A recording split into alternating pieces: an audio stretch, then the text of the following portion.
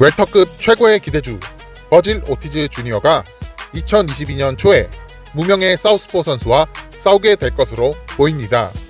버질 오티즈 주니어는 2021년에 전 슈퍼라이트급 챔피언 모리스 후커와 웰터급 상위 랭커 에지디우스 카발리 아우스카스를 꺾으며 최고의 활약을 보여주었고 타이틀전을 눈앞에 두게 되는 위치에 서게 되었습니다. 버질 오티즈 주니어는 WBC IBF 챔피언 에롤 스펜스 주니어 혹은 WBO 챔피언 테렌스 크로포드를 노리고 있고, 이번에 싸우게 될 상대는 사우스포 에롤 스펜스 주니어와 스위칭 복서 테렌스 크로포드를 대비하기 위한 상대로 사우스포의 좋은 신체 조건을 가진 마이클 맥킨슨이라는 선수와 대결을 벌일 예정입니다. 마이클 맥킨슨은 22승 2KO 무패의 전적을 가지고 있는 영국인 복서로 테크닉은 좋으나 펀치력은 약한 선수이고, 에롤 스펜스 주니어와 테렌스 크로포드 전을 대비해 안전한 시뮬레이션을 돌릴 수 있는 상대로 평가되고 있습니다. 웰터급의 미래 버질 오티즈 주니어와 시뮬레이션 상대로 선택받은 마이클 맥킨슨의 대결은 서로 간의 동의를 마친 상태이고 2022년 1분기에 경기 일정을 잡을 것으로 보고 있습니다. 5년 동안 패더급 타이틀을 지키고 있는 장수 챔피언 WBA 패더급 챔피언 레오 산타 크루즈와 레전드 복서였던 마이클 카바알의 조카 키난 카바알이 맞붙게 될 예정입니다. 레오 산타 크루즈는 벤턴급, 슈퍼 벤턴급, 패더급, 슈퍼 패더급 등 4체급을 석권하며 2012년 6월부터 현재까지 9년 6개월 동안 타이틀 전선에서 싸워온 대단한 커리어를 가진 챔피언으로 2016년 7월 칼 프랜튼과의 패더급 타이틀전에서 첫 패배를 당하기 전까지 맞수가 없었던 경량급 초상위권 복서였습니다.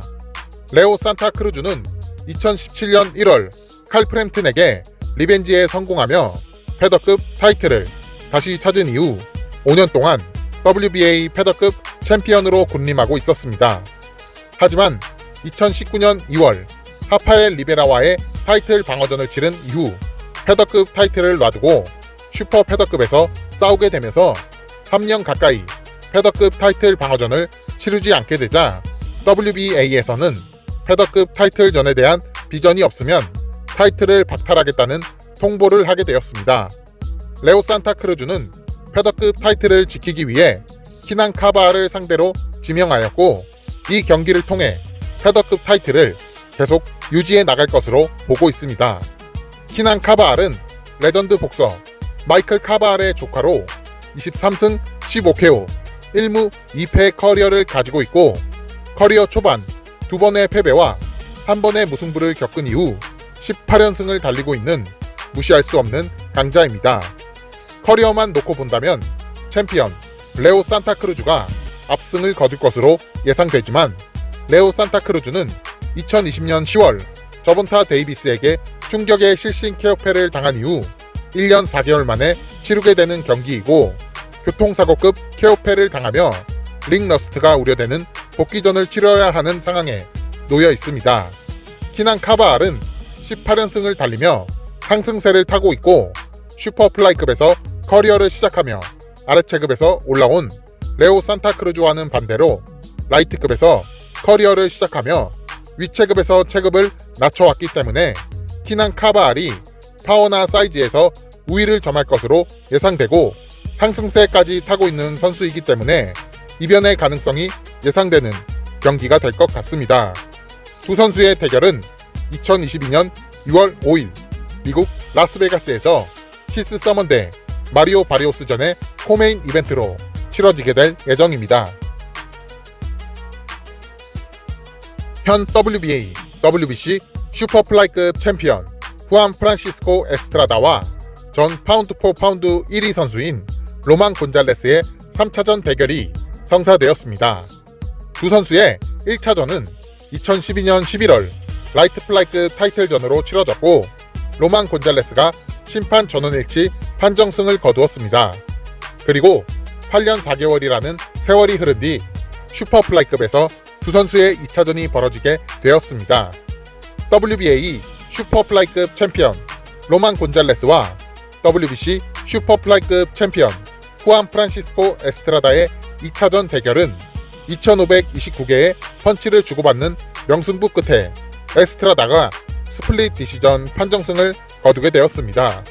하지만 이 대결은 편파 판정의 논란이 터지게 되었고 117대 111의 점수를 준 카를로스 스쿨의 부심은 징계까지 받게 되면서 두 선수의 대결은 찝찝한 결과를 낳게 되었습니다.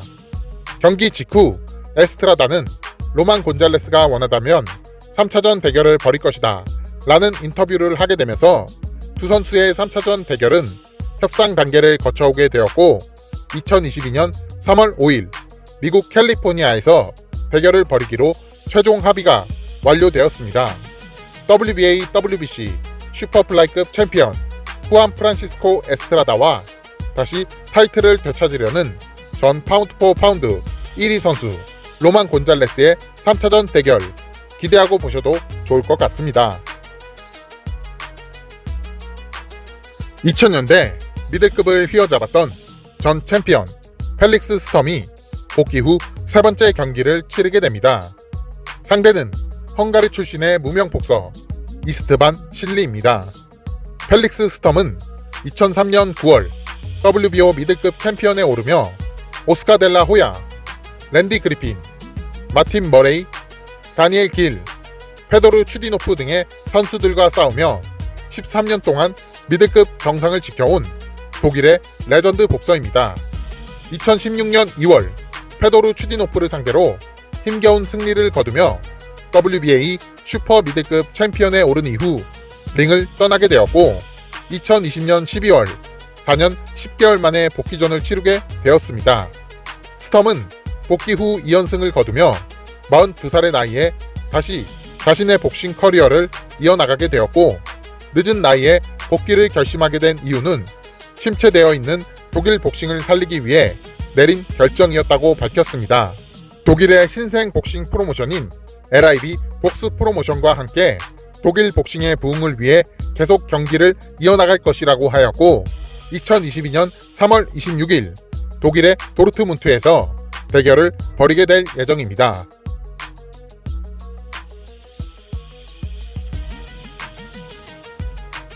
라이트급의 인기 복서 라이언 가르시아와 뛰어난 기량을 보여주고 있는 라이트급 상위 랭커 이삭 크루즈의 대결이 성사 진행 단계에 있습니다.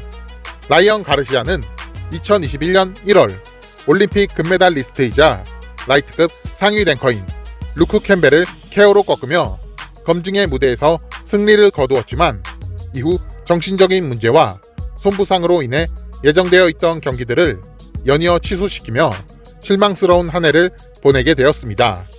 이삭 크루즈는 호세 마티아스 로메르와 프란시스코 바르가스를 꺾으며 최고의 기량을 뽐내고 있었고 롤란도 로메로가 저본타 데이비스와의 대결에서 이탈하게 되면서 그 자리를 대신하여 대체 선수로 투입하게 되었습니다. 이삭 크루즈는 새 체급 챔피언이자 핵주먹으로 유명한 저본타 데이비스와 박빙의 승부 끝에 판정패를 당하였고 비록 패하긴 했지만 최고의 선수와의 대결에서 멋진 파이팅을 보여주며 뛰어난 기량을 인정받게 되었습니다. 라이언 가르시아는 저본타 데이비스와의 대결 이후 인지도가 높아진 이삭 크루즈를 콜하며 다음 상대로 점 찍어두게 되었고 이삭 크루즈 측에서도 인기 복서인 라이언 가르시아와의 대결을 환영하게 되면서 두 선수는 계약서에 사인만을 앞두게 되었습니다.